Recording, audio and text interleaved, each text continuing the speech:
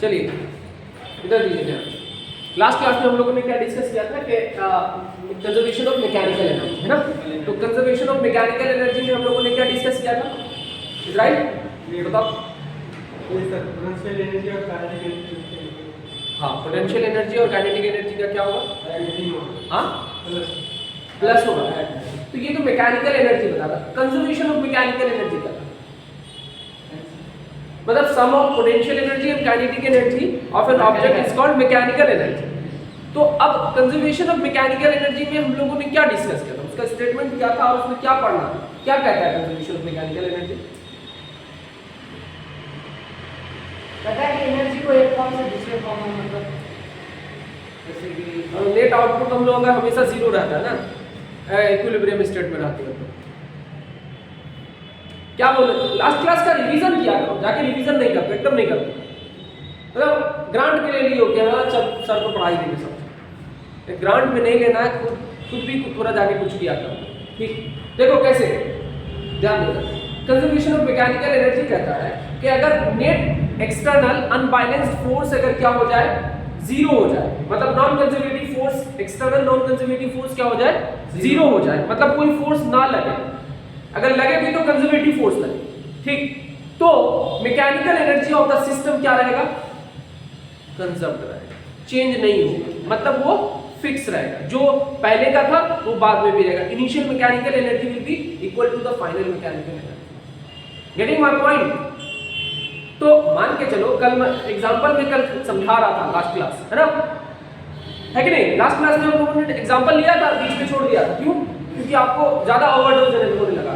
तो मैं समझा रहा था कि कोई बॉडी अगर किसी एक एच हाइट से रिलीज करते हैं, छोड़ते हैं, तो वो जब गिरता है तो उसके किसी भी स्टेट में, किसी भी पोजीशन में, किसी भी पॉइंट पे अगर उसका मैकेनिकल एनर्जी देखते हैं तो वो सेम हो जाएगा। तो अभी हम लोग उसी चीज को प्रूफ करेंगे। Getting my point?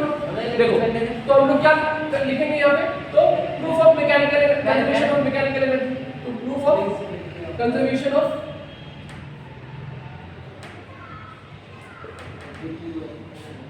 Mechanical energy.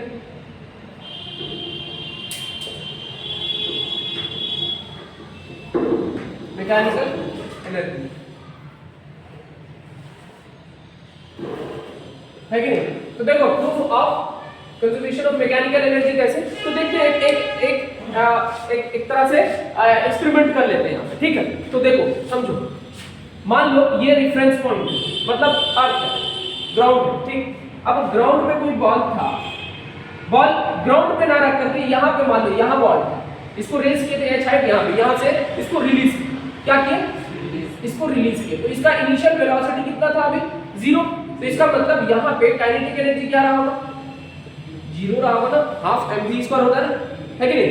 तो काइनेटिक एनर्जी यहाँ पे जीरो, तो पोटेंशियल एनर्जी कितना होगा, अगर यहाँ से यहाँ तक का हाइट कितना है, h हाइट, यहाँ से यहाँ तक का हाइट कितना है, h हाइट है, क्या हाइट है, h, तो पोटेंशियल एनर्जी कितना हो जाएगा, mg h, है कि नहीं?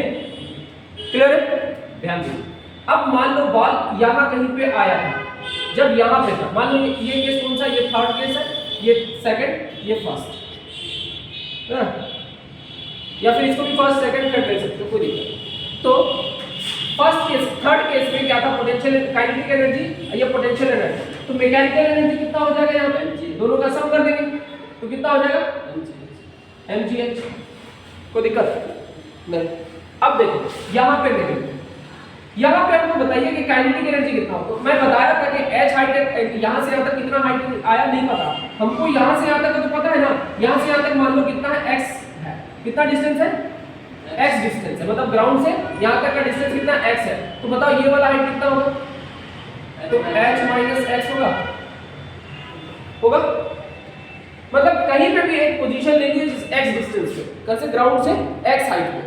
ठीक, तो x हाइट पे अगर ये है तो यहाँ पे इसका काइनेटिक एनर्जी बता दीजिए।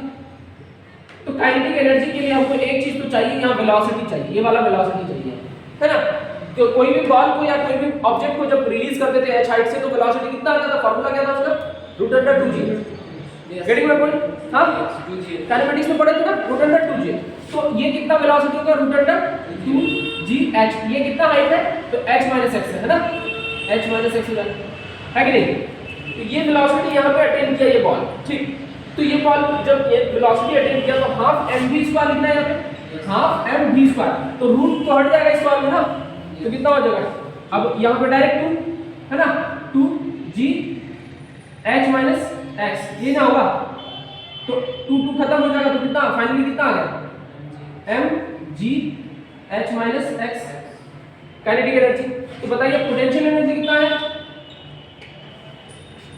पोटेंशियल एनर्जी कितना आएगा इसका? तो पोटेंशियल एनर्जी ग्राउंड से जो भी हाइट है कितना? mgx। तो बताइए यहाँ पे मैकेनिकल एनर्जी कितना होगी? Potential kinetic plus potential mgx, this plus this, देखो mgh माइनस mgx होगा, mgx हट जाएगा, कैंसिल आउट हो जाएगा, बचेगा क्या? mgh, है कि नहीं? तो यहाँ पे भी मैकेनिकल एनर्जी कितना?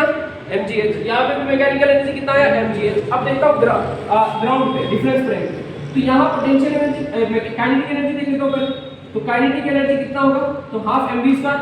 एक चीज बताइए, वेलोसिटी बताइए यहाँ पे कितना होगा जब बॉल यहाँ आ गया? तो बॉल जब यहाँ पे आया था तो वेलोसिटी किस वेलोसिटी से हिट किया? तो सर v = √2gh होता है, 2gh। कितना हाइट नीचे आया? h हाइट नीचे आया ना, तो वेलोसिटी कितना है? तो हाफ mv स्क्वायर। तो इसका मतलब हाफ mv स्क्वायर की जगह पे 2gh लिखते डायरेक्ट, क्योंकि रूट है ना, रूट हट जाएगा स्क्वायर से, तो 2gh। अब कट जाएगा 2, बचेगा कितना जी? mgh। अब पोटेंशियल एनर्जी बताइए इसका। सर रेफरेंस फ्रेम पे, और रेफरेंस फ्रेम पे जो पोटेंशियल एनर्जी डेफिनेशन पढ़ाया था, बताया था कि रेफरेंस फ्रेम पे हमेशा 0 ले लेते हैं। क्या ले लेते हैं? 0। ठीक, तो ये पोटेंशियल एनर्जी यहाँ पे कितना? 0, है कि नहीं? अब मैकेनिकल एनर्जी बता दीजिए। तो sir mechanical energy kinetic plus potential दोनों का सम होता है ना, तो दोनों का सम है, तो mgh प्लस 0 कितना हो जाएगा? mgh। तो अब बताइए कि हर स्टेट में काइनेटिक, यहाँ पे काइनेटिक पोटेंशियल में चेंज तो आ रहा है, मतलब काइनेटिक क्या हो रहा है? धीरे धीरे बढ़ रहा है और पोटेंशियल धीरे धीरे घट रहा है।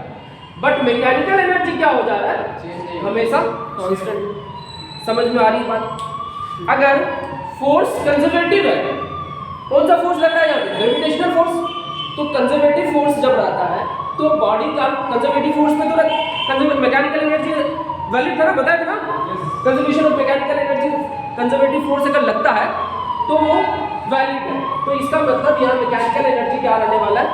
सेम रहने वाला है हर एक पोजीशन पे। मान लो यहाँ पे भी, यहाँ पे निकालने चाहोगे वो भी सेम हो जाएगा, यहाँ पे निकालने चाहोगे तो भी सेम रहेगा। बात समझ में आई? कंजर्वेशन ऑफ मैकेनिकल एनर्जी में कोई दिक्कत? तो मैकेनिकल या फाइनली क्या लिख सकते हो? Mechanical energy at third state, mechanical energy at second stage equal to mechanical energy at first stage, है कि नहीं? कोई दिक्कत? हाँ नहीं? तो ये समझ में आ गई कि मैकेनिकल एनर्जी ना किसी भी सिस्टम का कंजर्व होगा जब उसमें फोर्स क्या लगे, मतलब नॉन कंजर्वेटिव फोर्स कितना हो? 0 रहे। मतलब कंजर्वेटिव फोर्स लगे कोई फर्क नहीं पड़ता। Getting my point? हाँ, तो चलिए इसको उतारिए, इसको प्रूफ के तौर पर रखिए, कंजर्वेशन ऑफ मैकेनिकल एनर्जी। ठीक है, जल्दी करिए।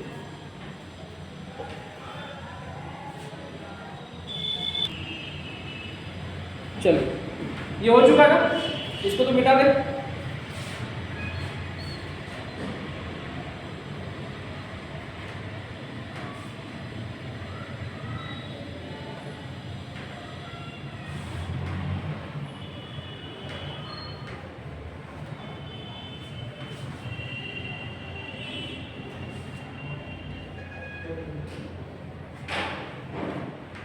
चलिए, पहला क्वेश्चन बना? नहीं बना तो आते हैं। देखिए क्वेश्चन नंबर 1 इसके लिए पोटेंशियल एनर्जी का पहला क्वेश्चन क्या है? क्वेश्चन में दे रखा है कि इलेक्ट्रॉन्स और न्यूक्लियस के बीच का जो इंटरेक्शन है वहां पे क्या, कौन सा फोर्स काम कर रहा है? Attractive force. और बताए थे इलेक्ट्रोस्टैटिक फोर्स क्या, कैसा फोर्स था? कंजर्वेटिव फोर्स था ना। वो जो इंटरेक्शन है उस इंटरेक्शन का वैल्यू दे रखा है, मतलब वहां जो पोटेंशियल एनर्जी है उसका वैल्यू दे रखा है, मतलब उसके जो कंजर्वेटिव फोर्स फील्ड है।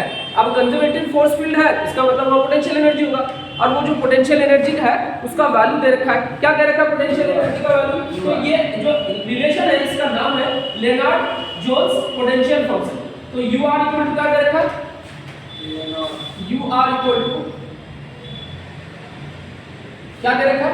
यू नॉट, है ना। उसके बाद a by r to the power कितना है? उसमें नहीं है। कितना नंबर क्वेश्चन? हाँ यू नॉट है ना, u r equal to u not. पूरा क्रॉप कर लिया।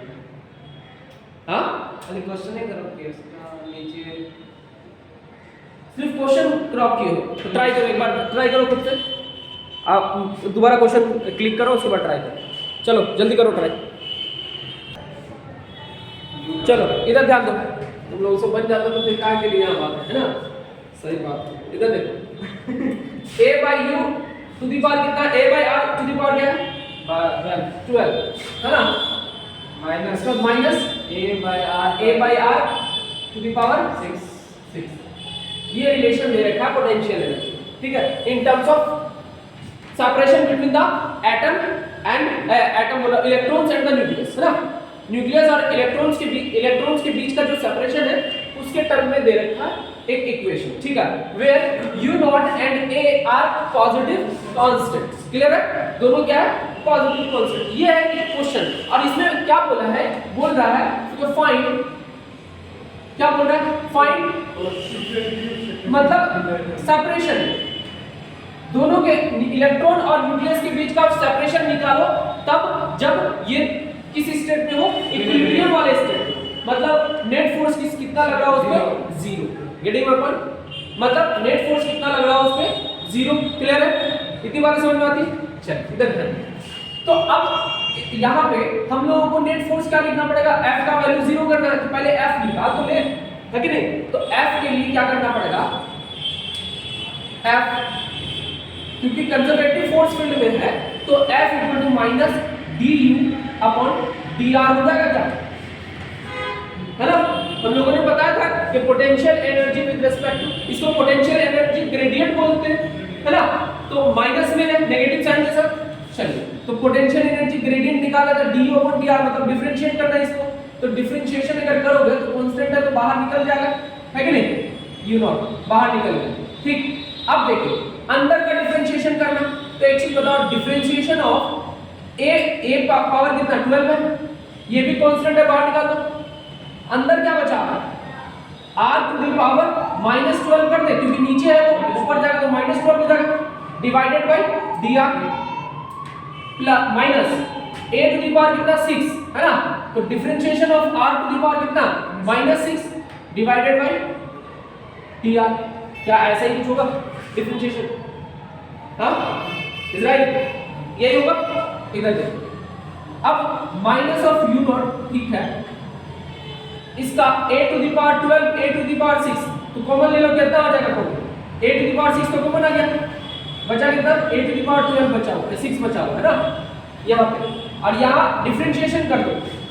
यहाँ पे आप लोगों को पता होगा, क्या पता होगा कि डिफरेंशिएशन जब पढ़े थे हम लोगों ने, क्या पढ़ा था? Differentiation x to the power n का डिफरेंशिएशन क्या पढ़ा था? nx n -1, है कि नहीं? ये वाला डिफरेंशिएशन का फार्मूला था। तो देखो यहाँ x टू दी पावर क्या है? x की जगह पे r है तो r to the power n है, n की जगह पे -12 है ना, तो क्या लिखेंगे? -12 r to the power n -1, तो -12 -1 है कि नहीं? -12 -1 तो माइनस कितना हो जाएगा? -30। अभी रुक, माइनस उसके बाद a टू दी पावर यहाँ 6 था तो निकल चुका बाहर, कुछ नहीं बचेगा, तो बचेगा अब इसको डिफरेंशिएट कर दो तो -6 और r to the power -6 -1। Clear है? कोई दिक्कत यहाँ तक? नहीं सर। अब देखो minus u not a to the power 6, अब यहाँ पे क्या आ गया? a टू दी पावर 6 और -12 है ना, अब -6 तो -12 पे एक काम करो, -12 -6 यहाँ पे -12 यहाँ तो -6 बाहर ले ले, -6 ले ले बाहर, तो -6 लेके तो ये प्लस हो जाएगा, 6 हो जाएगा, है कि नहीं? तो -6 यहाँ से चला गया तो कितना बचेगा? 2 बचेगा ना करीब, तो 2 r टू द पावर कितना हो जाएगा -13 है कि नहीं, और यहाँ पे माइनस इस बार जा चुका है, minus r to the power कितना हो जाएगा -7 है कि नहीं। अब यहाँ पे r to the power -7 r to the power -13, इसमें से कॉमन ले ले कितना 6 u not a to the power 6। अब कॉमन क्या आ जाएगा r to the power -7 common आ जाएगा, बचा कितना यहाँ पे क्या बचा 2a r to the power कितना बचेगा 2a power 6 r to the power -7 आ गया तो बचेगा कितना 6 ना बचेगा 6 में 5, अरे 6 ना बचेगा 13 में से 7 चला गया तो बचेगा कितना 6 ना बचेगा, तो -6 यहाँ पे कितना 1, कोई दिक्कत नहीं। ये आ गया पोटेंशियल फोर्स का वैल्यू, ये आ गया किसका वैल्यू फोर्स का वैल्यू। अब ये फोर्स का वैल्यू, अब यहाँ फोर्स का अगर वैल्यू है तो हम बताए थे कि फोर्स का वैल्यू इक्विलिब्रियम के केस में कितना होता है 0, तो हम क्या कर देंगे इसको 0, इसको क्या इक्वेट कर देंगे किससे 0 से, तो यहाँ कर देता हूँ इक्वेट, तो कितना हो जाएगा F इक्वल टू 4 इक्विलिब्रियम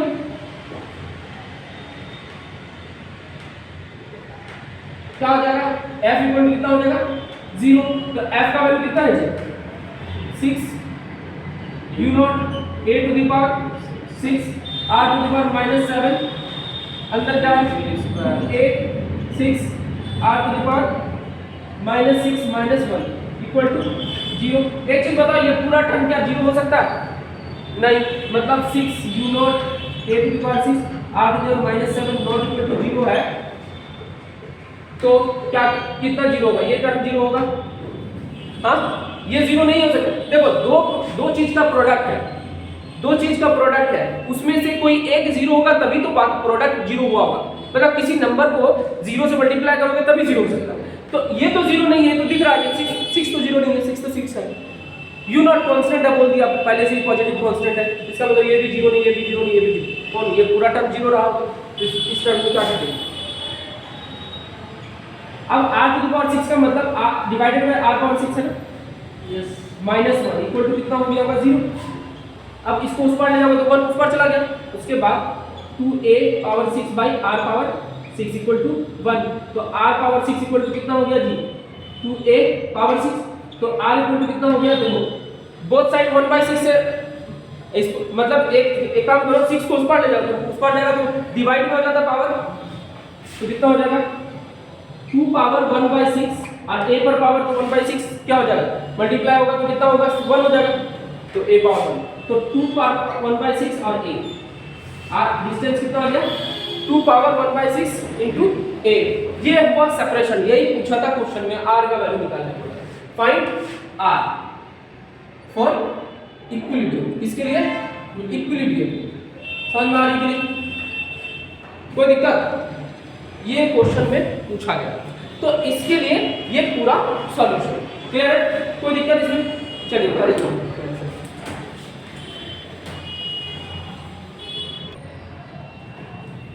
किसको ये समझ में नहीं आया, तुमको भी नहीं आया, देखो यहाँ r टू द पावर कितना है 6 है, इक्वल टू 2a पावर कितना है 6 है, पावर कितना r टू द पावर 6 है, इधर भी a टू द पावर 6 है ना, इसका इस पार का पावर जाने से पावर क्या हो जाता है डिवाइड हो जाता है उस पार, ठीक, तो r टू द पावर इधर 6 था, उधर गया तो 1/6 हो जाएगा, पूरे पे जाके 1/6 होगा, ये अगर यहाँ से हटा दिया हाँ होगा कि नहीं, -1/6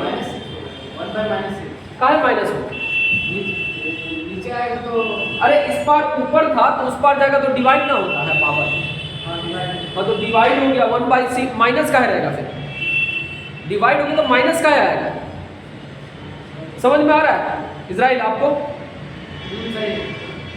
ये समझ में आई कि यहाँ पावर 6 था उस पार जाएगा -6 क्यों हो गया, -6 बोल रहा हूँ 1/6 क्यों हो गया, पावर जो है ना जैसे x टू द पावर 3 है इक्वल टू 2 है, तो x इक्वल टू कितना होता है 2 पावर 1/3 होता है ना जी, हाँ माइनस नहीं ना हो जाता है जाके, तो ये इधर वाला पावर जाके उधर डिवाइड हो जाता है, तो वही तो किए हैं यहाँ ले जाके डिवाइड कर दिया, तो डिवाइड कर दे तो 1/6 मल्टीप्लाई हुआ 6 से तो 1 हो गया, और 2 से मल्टीप्लाई हुआ तो 1/6 रहेगा ही, 2 पर पावर 1 है ना जी, तो 2 पर पावर 1 से मल्टीप्लाई होगा 1/6, तो 1/6 ही रहेगा a पर। ये चीज आपको क्लास 6 7 में ही पढ़ा दिया जाता है पावर्स, ठीक है। अभी क्लास 11th में इस चीज को अगर समझाने लगे तो बाकी नीट तो खूब निकलेगा आप लोगों का, है कि नहीं। तो बेहतर है कि ये चीजें ना आप लोग घर से प्रैक्टिस कर लिया करिए, क्योंकि मैथमेटिकल कैलकुलेशंस ना क्लास 11th में बहुत जरूरत पड़ता है। गेटिंग माय पॉइंट, खास करके फिजिक्स में। क्लियर है? चलो उतारिए।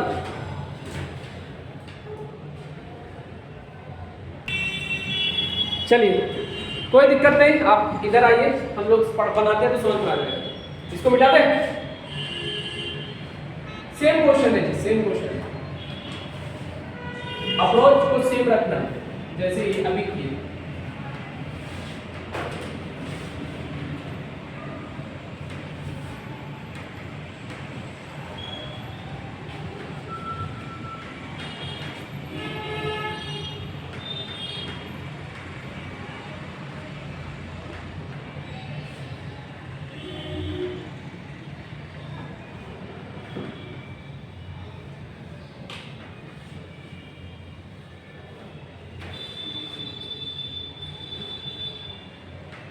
देखिए क्या बोला है क्वेश्चन नंबर 2 पे, क्या बोला है?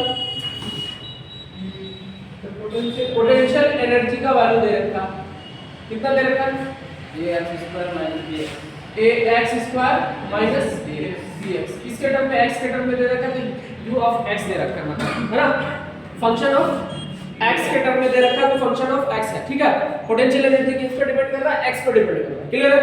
ये पोटेंशियल एनर्जी का वैल्यू दे रखा है। अब पूछा क्या क्या है? फाइंड क्या क्या पूछा है? फाइंड एक्सप्रेशन फॉर, हाँ मतलब एक्सप्रेशन फॉर फोर्स, मतलब F का वैल्यू निकालने के लिए बोला है ना। उसके बाद क्या बोला? इक्विलिब्रियम पोजीशन एट इक्विलिब्रियम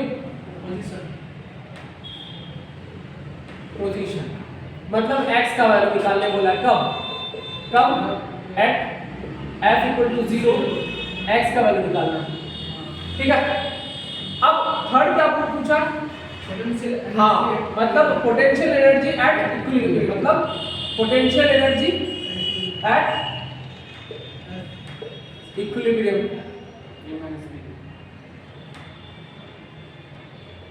निकालने बोला है, मतलब पोटेंशियल एनर्जी निकालने बोला है। कब?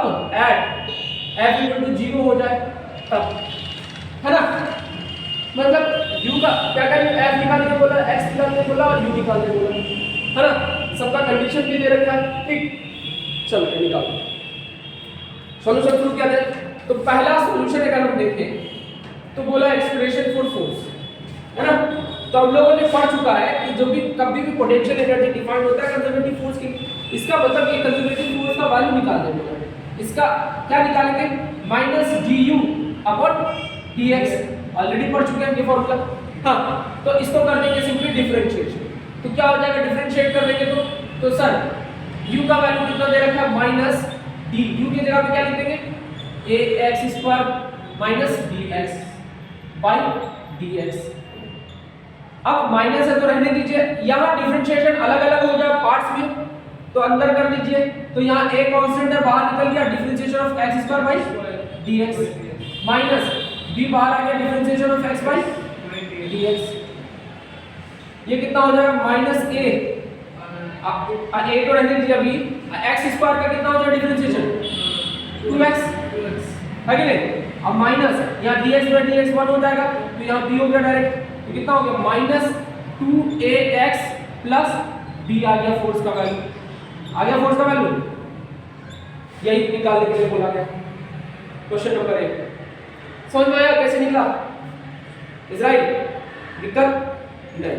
अब आगे बढ़ते हैं। अब क्वेश्चन नंबर बी, तो क्वेश्चन नंबर बी पे क्या बोला है? इक्विलिब्रियम पोजीशन निकालने बोला है ना। तो पोजीशन निकालने बोला है इक्विलिब्रियम में, इसका मतलब फोर्स का वैल्यू 0, तो फोर्स का वैल्यू आया कितना? तो फोर्स का वैल्यू क्या कर देंगे? 0 कर देंगे। तो F इक्वल टू क्या कर देंगे? 0 फॉर इक्विलिब्रियम, है ना। तो कितना हो गया? F का वैल्यू कितना? Minus 2ax plus b equal to 0। तो इस टर्म को पढ़ लिया या इसको पढ़ लिया, तो 2ax equal to b, x equal to कितना हो जाएगा? बी बाई माइनस क्यों लगेगा, क्योंकि ये स्क्वायर है तो प्लस ना होगा, है कि नहीं? समझ में आया? बी बाई 2a, ये था इक्विलिब्रियम पोजीशन। क्लियर है यहाँ तक? अब थर्ड पॉइंट में क्या बोला है इन्होंने कि potential energy at equilibrium, potential energy at equilibrium, यहाँ एनर्जी की बात कर रहा है, पोटेंशियल एनर्जी एट इक्विलिब्रियम। तो अब पोटेंशियल एनर्जी निकालने वाला इक्विलिब्रियम पे फोर्स का वैल्यू 0, तो फोर्स का वैल्यू 0 करके कितना आया, x का वैल्यू कितना, तो x का वैल्यू सिर्फ सिंपली इस इक्वेशन में डाल देंगे, आ गया। तो क्या कर देंगे, एट इक्विलिब्रियम बोला ना, तो एट क्या हो जाएगा, x इक्वल टू कितना, 1b बाई, सबसे पहले ux का वैल्यू लिख देते हैं, तो ux का वैल्यू कितना है, ax स्क्वायर माइनस bx, तो u कब निकालने वाला, b बाई 2a पे, है ना? तो b बाई 2a पे a x के जगह पे क्या लिख देंगे, b बाई 2a का square minus b by 2a, कितना हो जाएगा ये, b स्क्वायर, हाँ a b स्क्वायर, हाँ कोई बात नहीं, 4 इंटू a स्क्वायर, है कि नहीं, minus b square upon 2a, कितना हो जाएगा, a तो खत्म हो जाएगा, है कि नहीं? तो कितना हो जाएगा, b square by 4a minus b square by 2a, b square by 2a, b square by 2a common ले लेते तो बचेगा कितना, यहाँ 1 बाई 2 बचेगा, यहाँ कितना 1 हाफ में से, देखो कौन बड़ा है, माइनस वाला बड़ा है, एक में से आधा चला गया तो आधा बचेगा, वो भी माइनस में, है कि नहीं? तो कितना हो जाएगा, minus b square by 4a हो जाएगा, आधा मल्टीप्लाई हो जाएगा, तो इसको इसका क्या हो, आधा हो जाएगा। तो दिक्कत थोड़ा शॉर्ट में कैलकुलेट करने का ये तरीका, कितना हो गया, b बाई 2a पे निकल गया, तो ये रहा पोटेंशियल एनर्जी का वैल्यू एट इक्विलिब्रियम। सिंपल था कि क्वेश्चन, सिंपली फॉर्मूला बेस्ड था और कॉन्सेप्चुअल क्वेश्चन था। यहाँ बस पोटेंशियल एनर्जी का कॉन्सेप्ट पता होना चाहिए, आपको कॉन्सेप्ट पता है पोटेंशियल एनर्जी का, सारा कैलकुलेशन आसान हो जाता है कि नहीं? क्लियर? चलिए कॉपी करिए जल्दी। देखो अगला क्वेश्चन कैसे बनेगा, उसका कोई आइडिया नहीं है, चलते हैं बनाते हैं, देखते हैं। पहले फोर्स निकाल लेंगे, उसके बाद हाँ पहले फोर्स निकाल लेंगे, फोर्स का वैल्यू ही नहीं निकालना है यहाँ पे। क्या बोला, क्या क्या दिया हुआ, मास दिया हुआ है ना, क्या उसके बाद क्या देगा, पोटेंशियल एनर्जी देगा। अब बोला मैकेनिकल एनर्जी 2 जूल है ना। अब बोला है कि मैक्सिमम काइनेटिक एनर्जी निकालिए, ये नहीं पूछा स्पीड निकालना, हाँ वही स्पीड, मैक्सिमम स्पीड, तो मैक्सिमम स्पीड में ही मैक्सिमम काइनेटिक एनर्जी होगा ना। तो मैक्सिमम काइनेटिक एनर्जी निकालने के लिए क्या करना पड़ेगा, देखो काइनेटिक मैकेनिकल एनर्जी क्या होता है, sum of potential energy and kinetic. एक चीज तो यहाँ और चीज दिख रहा होगा कि जब काइनेटिक एनर्जी मैक्सिमम था, पोटेंशियल एनर्जी कितना था, 0। जब मैक्सिमम काइनेटिक एनर्जी मैक्सिमम था, पोटेंशियल एनर्जी 0। इसका मतलब अगर मैक्सिमम काइनेटिक एनर्जी बोला है तो पोटेंशियल मिनिमम होगा ना, पोटेंशियल मिनिमम होगा। अब पोटेंशियल का वैल्यू दे रखा, तो मिनिमम, अब x के टर्म में दे रखा ना पोटेंशियल का वैल्यू, तो मिनिमम पोटेंशियल का वैल्यू निकाल लोगे, क्यों, क्योंकि हम तुमको बता चुके स्लोप, स्लोप क्या होगा मिनिमम पोटेंशियल के लिए, मैक्सिमम और मिनिमम बताया था ना। मिनिमा के लिए क्या होता है, स्लोप 0, मैक्सिमा के लिए भी स्लोप 0। लेकिन डबल डिफरेंशिएशन क्या होगा मिनिमा के लिए, मिनिमा के लिए डबल डिफरेंशिएशन क्या था, डबल डिफरेंशिएशन वो पॉजिटिव था, ग्रेटर देन 0 था, याद करो, नेगेटिव से 0 होकर के पॉजिटिव हुआ था, याद करो मिनिमा के लिए। तो डबल डिफरेंशिएशन को क्या करते हैं, पॉजिटिव आना चाहिए, पॉजिटिव आ जाएगा, तो जिस जगह पे पॉजिटिव रिजल्ट देगा उस x का वैल्यू को डाल देंगे, वहां से क्या मिल जाएगा, मिनिमम पोटेंशियल निकल जाएगा।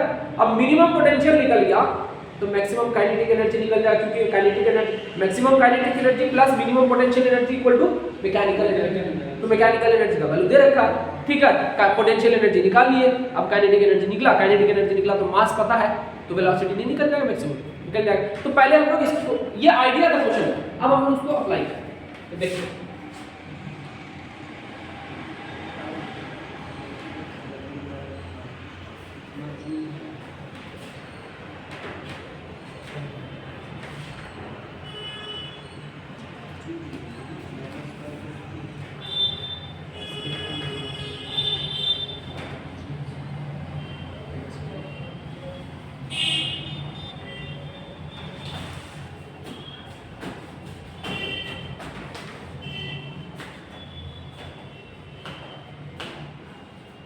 गिवन डाटा को बताओ।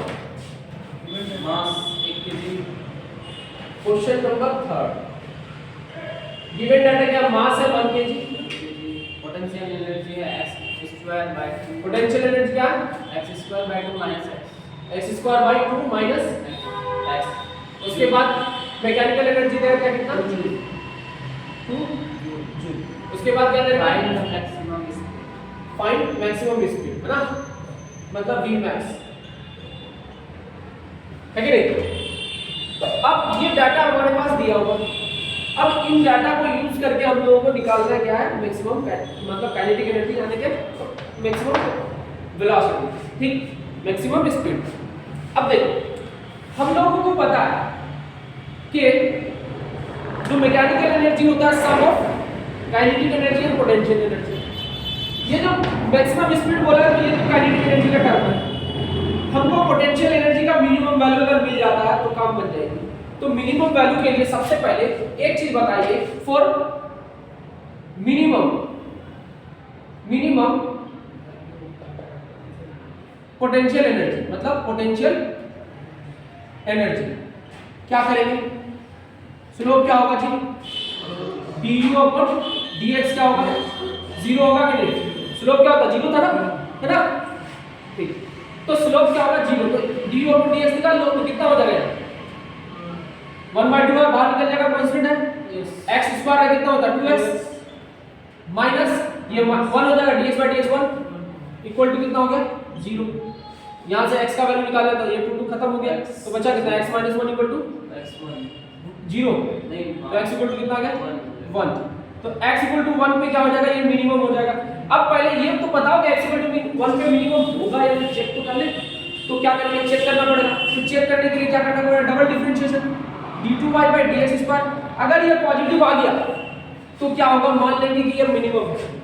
तो देखते हैं कितना आया, तो कितना आ जाएगा, तो सर इसका डिफरेंशिएशन कितना हुआ, कितना आया, ये क्या था डिफरेंशिएशन का वैल्यू था ना, तो इसका डिफरेंशिएशन फिर दोबारा करना है। तो देखो x - 1 का डिफरेंशिएशन कितना होगा सर, x - 1 का तो x का तो 1 हो गया, 1 का 0 है ना, तो 1 आया, 1 क्या ग्रेटर देन 0 है कि नहीं, है कि नहीं 0, तो इसका मतलब ये पॉजिटिव वैल्यू, और पॉजिटिव वैल्यू इसका मतलब u क्या है मिनिमम है ना।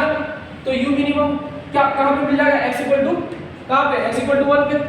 तो x का वैल्यू 1 डालोगे तो u का मिनिमम का वैल्यू कितना आएगा, देखो -1/2 है, 1 का स्क्वायर बटा 2 माइनस 1 कितना हो जाएगा 1/2 माइनस 1 तो -1 हो जाएगा, -1 -1/2 तो -1/2 आ गया, तो u मिनिमम आ गया। अब u मैक्सिमम काइनेटिक एनर्जी निकल जाएगा किससे, वी नो दैट सिंस